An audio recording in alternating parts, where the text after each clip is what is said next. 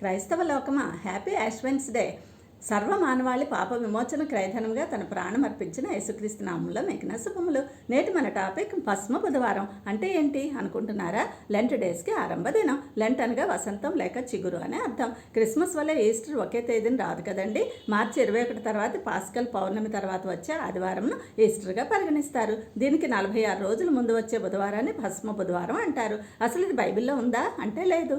బూడిద అని 35 సార్లు ఉంది. బూడిద దుఃఖానికి, మరణానికి, ప్రాయశ్చిత్తానికి, దేనత్వమునకు, విధేయతకు సూచన.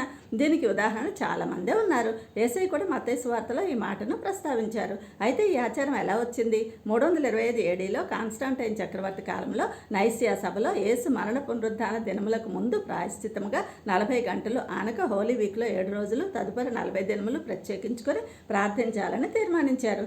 దీనికి ఆధారం లేవీకాండం 16:34, సంఖ్యాకాండం 19:9 చూపిస్తారు. మరి నూతన నిబంధనలో హెబ్రీ 9:13లో బూడిది కాదు, యేసు రక్తమే మీ అంతరంగాన్ని శుద్ధి చేస్తుందని ఉందిగా.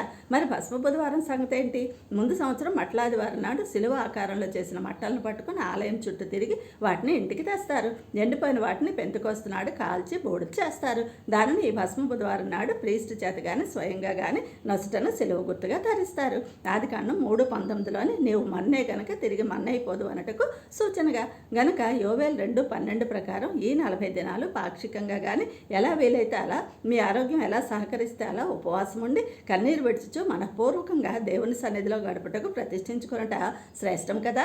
ఆచార ప్రకారం మాంసాహారంను, శుభకార్యములను, పూలను, విందులను మానడం కాదు, వ్యసనములను వేడి డిజిటల్ డీటాక్స్ను అమలు చేసి దైవ సాన్నిధ్యంలోని మాధుర్యాన్ని గ్రోలండి. నేస్తమా, యేసు రత్నం నీ అంతరంగాన్ని పవిత్రపరచనివ్వు. వాక్యము నీ మనస్సాక్షిని శుద్ధి చేయనివ్వు. అప్పుడు యేసుతో మమేకం అవుతావు. Thank you. God bless you all.